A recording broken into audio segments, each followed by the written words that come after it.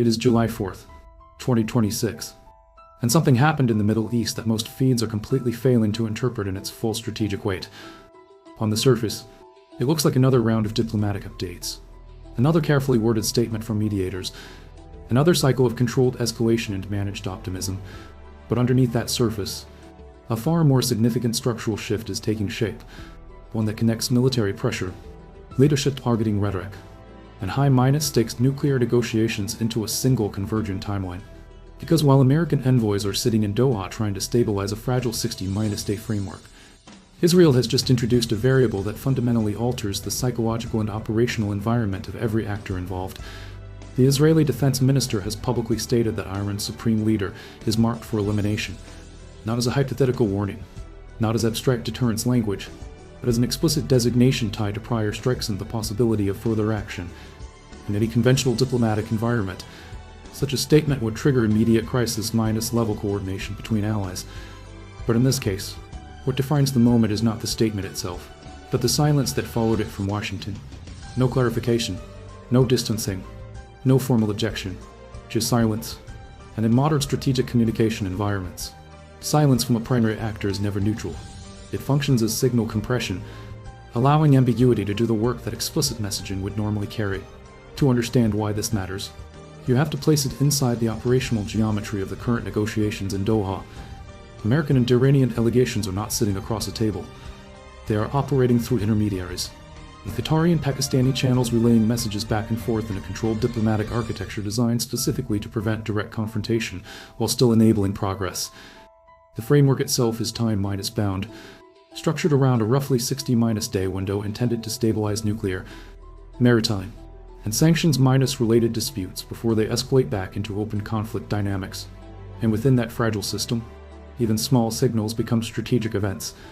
Because while diplomacy is unfolding in hotel conference rooms, the broader theater is already under multi-domain pressure. Iran is dealing with internal insurgency patterns in its western provinces, with coordinated activity attributed to Kurdish armed factions operating across mountainous terrain. These are not isolated incidents in strategic terms. They represent a distributed pressure system operating along extended geography, testing the IRGC's ability to maintain operational coherence across fragmented terrain where conventional force projection is structurally disadvantaged. At the same time, resistance activity inside major Iranian cities has become more visible, shifting from symbolic expression into coordinated messaging campaigns that reflect growing internal fragmentation. And layered above that is the unresolved maritime dimension in the Strait of Hormuz, where shipping flows remain below pre-conflict levels despite partial stabilization attempts.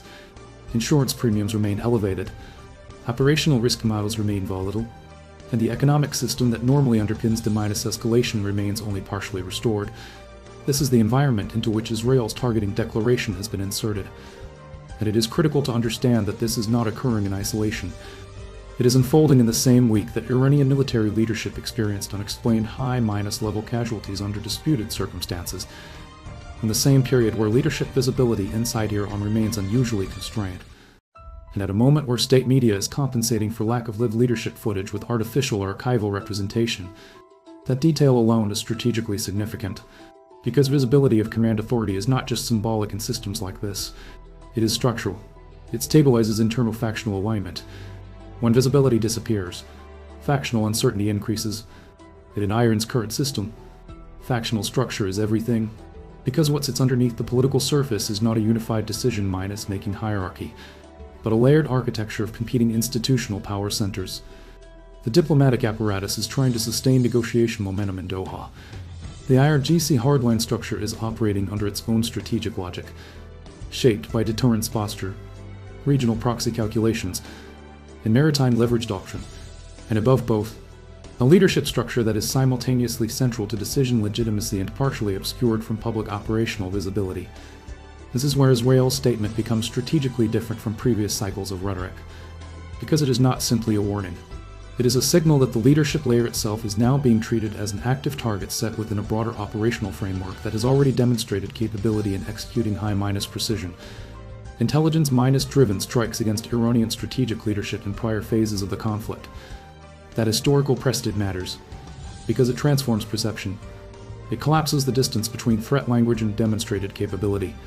And once that collapse occurs, negotiation dynamics change immediately, because every actor in Doha is now operating under a dual minus-track reality.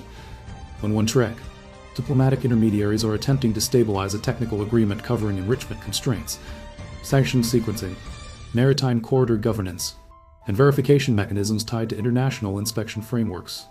On the other track, a parallel strategic environment is signaling that the leadership structure responsible for ultimately approving or enforcing that agreement may itself be under active targeting consideration. That creates a condition where time is no longer neutral. Time becomes pressure, and pressure compounds across all levels simultaneously: military, political, economic, and psychological. At this stage, even silence becomes part of the architecture. The absence of an American response to Israel's declaration does not reduce tension. It redistributes it. It shifts uncertainty into Tehran's internal decision-making space, where leaders must now interpret whether diplomatic engagement is being structurally insulated from military escalation, or whether both tracks are converging toward a single coordinated pressure environment. And that uncertainty is precisely what defines the next phase of this conflict. Because what happens next is no longer just about negotiations in Doha. It is about whether the internal coherence of decision-making inside Iran can remain stable under simultaneous external military signaling, internal insurgency pressure, maritime economic stress, and unresolved questions about leadership visibility at the very top of the state structure. This is no longer a linear escalation cycle. It is a convergent system. And Doha is simply the visible interface of a far deeper strategic structure that is already under strain from multiple directions at once. Inside Iran, this creates a problem that is not purely military and not purely political. It is structural. The leadership system is already operating under constrained visibility conditions, with decision-making flowing through layered courier networks, fragmented command channels, and regionalized IRGC authority structures that were partially forced into decentralization during earlier phases of the conflict. That decentralization increases resilience at the edges, but it reduces coherence at the center. And in a system where legitimacy is tightly bound to visible authority, absence becomes instability. This is why leadership visibility has become one of the most important hidden variables in the entire conflict. Because in parallel to the Doha negotiations, the internal Iranian system is experiencing three simultaneous stress lines. The first is insurgency pressure along its western regions, where Kurdish factions have increased operational tempo across multiple coordinated incidents. The second is urban resistance activity inside key metropolitan centers, which has shifted from symbolic protest behavior into more structured, distributed disruption patterns. And the third is economic compression, driven by partial sanctions relief on one hand and structural damage to export capacity on the other, creating volatility rather than recovery. None of these pressure lines are individually decisive, but together, they form a multi-minus vector stress environment that continuously drains institutional bandwidth. Now layer on top of that the maritime dimension. The Strait of Hormuz is not just a shipping route.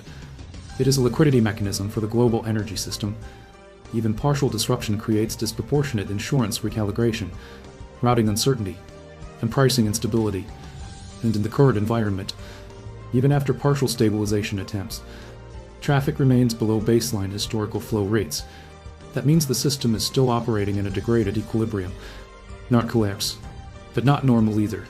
A sustained intermediate risk state. This matters because Iran's negotiating position is directly tied to its ability to restore predictable economic flows through that corridor. And this is exactly where the Doha framework becomes strategically fragile.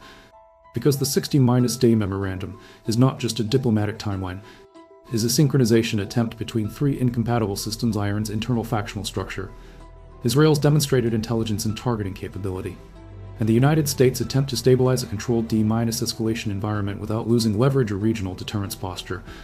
But synchronization only works when all systems interpret the same timeline in the same way. Right now, they do not. From Iran's perspective, the Doha process is a survival mechanism under extreme constraint conditions. From Israel's perspective, it is a window of operational opportunity in which leadership vulnerability may be highest. And from the United States' perspective, it is a managed escalation buffer designed to prevent regional spillover while extracting strategic concessions. Three different interpretations of the same clock. And that is why the targeting declaration matters so much. Because once leadership itself becomes part of the visible strategic equation, negotiation stops being purely about policy outcomes and becomes about personal survivability within the decision hierarchy. That changes incentives at the highest level of the system, not because diplomacy stops, But because diplomacy is now running in parallel with the declared threat against the authority required to finalize it, this creates a paradox inside the Iranian system. The leadership must demonstrate control in order to maintain legitimacy, but increasing visibility increases exposure. Reducing visibility increases survivability, but weakens internal authority projection. And in between those two constraints sits a negotiation process that requires authoritative decision execution in order to function. This is the core instability of the current phase, and it is why even minor signals from Doha are being treated as high-value intelligence inputs by all sides. When American envoys describe talks as going well, that is not just diplomatic language. It is a stabilization signal intended to prevent premature escalation cascades. When Israel issues public elimination designations, that is not just rhetoric. It is strategic pressure intended to influence decision timing. And when Iran responds with escalation language directed not only at Israel but at the United States, it is not just retaliation. It is an attempt to redefine the deterrence boundary conditions of the negotiation space. All of these signals are interacting inside the same constrained 60-day system. And beneath all of it, there is a second-order reality that almost never appears in official statements. Time is asymmetric. For diplomacy, time is procedural. For military planning, time is operational. For internal instability, time is exponential. The longer uncertainty persists, the more each internal stress line compounds rather than stabilizes, which means the system does not remain static during negotiation. It degrades or it consolidates. There is no neutral state, and that is why the next phase of this conflict will not be defined by a single strike, a single agreement, or a single declaration. It will be defined by whether the system converges towards stabilization under synchronized interpretation of the Doha framework, or whether it diverges into parallel escalation tracks where diplomacy, targeting doctrine, and internal instability begin reinforcing each other instead of constraining each other. Because once that feedback loop fully activates, control over escalation is no longer held by any single actor. It is distributed across the system itself. And at that point, even the most carefully constructed diplomatic framework stops functioning as a solution mechanism and becomes part of the escalation architecture. That is the real situation as of July 2026. Not a peace process, not a war phase, but a multi-layered strategic system operating under competing clocks, competing interpretations, and competing definitions of what resolution actually means. And every actor involved knows it, even if none of them can say it directly.